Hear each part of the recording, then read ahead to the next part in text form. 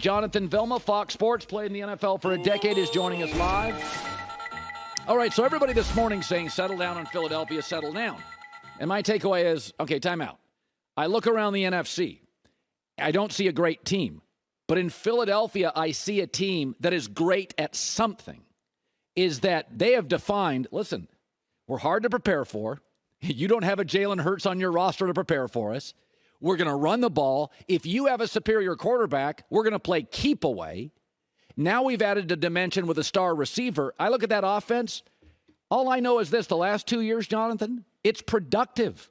I see 30 points, 28 points, 350 yards, 400 yards.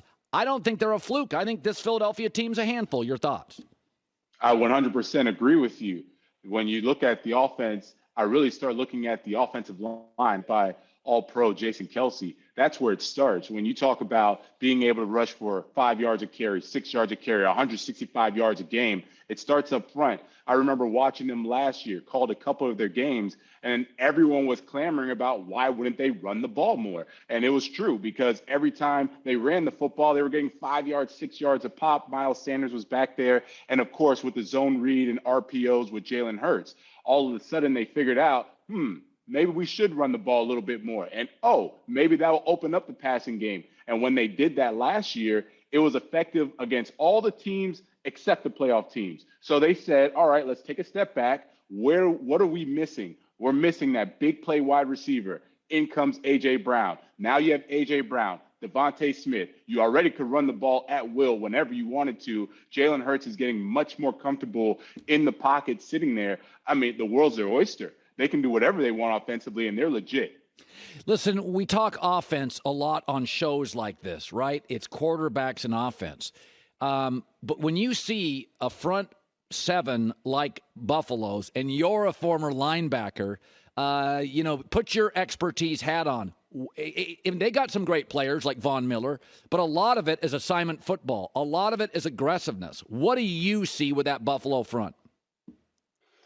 So what I see is a defensive coordinator in Leslie Frazier who's done a phenomenal job of identifying not just the best players that fit his system. And his system is simple, violent, fast, and physical. And so he said, okay, I'm not going to go and look for who the best players and spend a whole bunch of money everywhere. I'm going to go and get a Von Miller. Why do I need a Von Miller? Because I know that if I have him, I'm going to get one-on-ones on the other side with Greg Rousseau. And now if I have one-on-ones on the other side, I'm going to be able to get productivity from a Greg Rousseau who's fast, long, and rangy, right? This is the element that Von Miller brings. So Von Miller is not just great, he's great for the system. Same thing with the linebackers. The linebackers, they're great and they're violent, but they also can cover. I need guys that can cover and communicate. So Leslie Frazier has done a phenomenal job of building that defense. And it took a few years now to build the defense the way that he sees fit and the way that they can be most productive, because when you look at the offensive side, you say, man, they're doing such great things. Ken Dorsey, offensive coordinator, just a phenomenal job. But then you still have to look back and say, whoa, the reason why you put them number one, right? Whoa, that defense, they are for real. And they have built a really, really good team. So listen, I didn't think Nick Sirianni, watching his first press conference, I thought, woo, he is nervous, and he's proven me wrong. I watched Dan Campbell's first press conference, and he's talking about biting kneecaps, and I'm like, oh, brother. But I got to tell you something. Jared Goff at home, you had their game this week, has been excellent. Jared Goff has been excellent. I look at their offensive weapons. They play hard. I mean, Philadelphia had them dead, and they just kept coming back. I know it's crazy, but I look at that division right now. Detroit's got something offensively. I don't know, Jonathan. I think they have a chance to be a wild card playoff team. I watch that offense. There's something there. You saw them this week. What are your thoughts? You know, Colin, the only issue I have with you right now is that you're not saying it with conviction. You got to say it with conviction. Listen, this team, they can produce offensively. Defensively, they're good enough. Aiden Hutchinson is a phenomenal rookie. Yes, they will be a contender for a playoff spot. Will they win the division? I don't know. Yet to be determined. But I do know that their offense is good enough Ben Johnson, the offensive coordinator, he does a great job of calling the game. And you know what's also the thing that people don't understand? Those three interior linemen, center, guard, those are backups.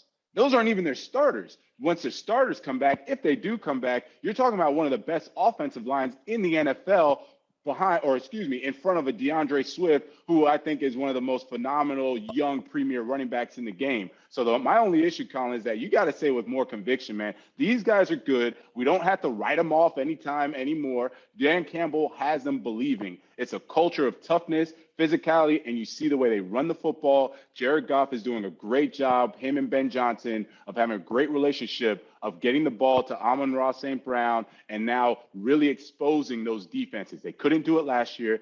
They're doing it now, and they have a shot at making the playoffs. You know, I've said this to defend Kyle Shanahan, is when you play in the NFL, especially like linebacker, defensive line, offensive line in the trenches, you're actually giving up years of your life.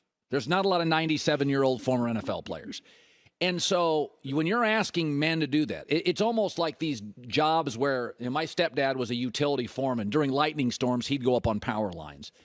Those jobs you can only do for so long. So you got to give people rewards for those. And I watched all those Niner players when Jimmy G came in and got the first touchdown. They want to win games.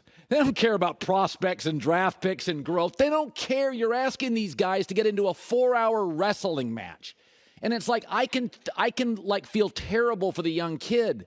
But I'm watching that team react to Jimmy G, and that reaction is, we're a better team this morning. And I think, should I feel guilty for saying that? You've been in these situations. Sunday in football, it's just about driving to a stadium and winning above everything else, including feelings. Your thoughts on what's going on with the Niners?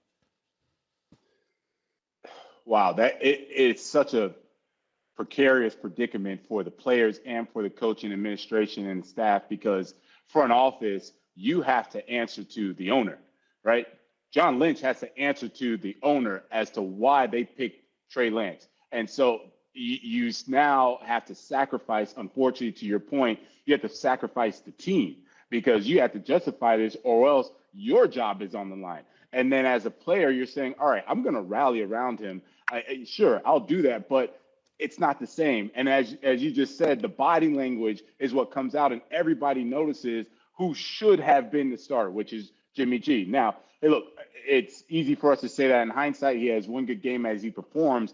Let's see how the season goes, right? Because I'm also very aware that I'm not there day in, day out with both quarterbacks. I'm not there watching their progressions or how they practice and if they're making the right reads. So there had to be something, hopefully, that there was there that John Lynch, Kyle Shanahan could justify to the players as well as to front office and the ownership to say, this is why we're starting Trey Lance, and we're going to make it very public and very well known. Now, Jimmy G, if I'm him, yeah, everyone's rallying around me, but I hope that this was a humbling experience to say, all right, what do I need to fix? What are my issues? Why are they attacking me so to make me a backup, try and trade me away? Couldn't trade me away, couldn't find value for me. What am I missing? What can I do better? Hopefully, he did learn what he can do better, and that's going to carry on through the season. Okay, you have the Raiders and the Titans this week, which is actually a fascinating desperation game. Now, I had the Raiders for fourth place, but their offense hasn't looked right. The Titans, I almost understand. They lose A.J. Brown. They've had some injuries. Like we all kind of felt in this room, the Titans would peel back a little bit. But the Raiders' offense, we thought would be amazing. It hasn't been. What are you seeing? Is it just protection issues? No, on the contrary, I'm looking at an offense. I just was watching their film right now where there are a lot of predetermined throws. There are a lot of anticipation of matchups as opposed to letting the offense just play itself out, right? When there's a time that they want to throw to Hunter Renfrow, then they're going to go and configure the route, et cetera, the matchup, and then they're going to force the ball that way. That's where it's supposed to go. Same thing with Devontae Adams. If he's supposed to get the ball in this play, that's where they're going to try to force the football. And, I don't think an offense is smooth or productive that way. It just has to flow. It has to be natural, and you have to be able to get into a rhythm. Now, that being said, the run game and Josh Jacobs, I'm baffled why they're not doing that more. Josh Jacobs is a stud. He is an absolute stud. I've seen him make 2 guys, 3 guys miss on one play, get 8 or 9 yards. So if you just think back to what makes, forget just the Raiders, basically any team really good, especially down the stretch. You have a good running game, and then you let the offense, the play action, deep balls, you let it come to you as you see the defense, as you see the secondary. So going back to basics, start with the running game, and then don't force the ball anywhere. Let it come to you, and they'll be fine. Jonathan Vilma, Fox Sports, Titans, Raiders this week. Good seeing you, Jonathan. Hi, everybody. Thanks for watching. Subscribe here to get the latest from the show. Also, be sure to check out more of the best clips from The Herd or go watch a few segments from other shows on FS1.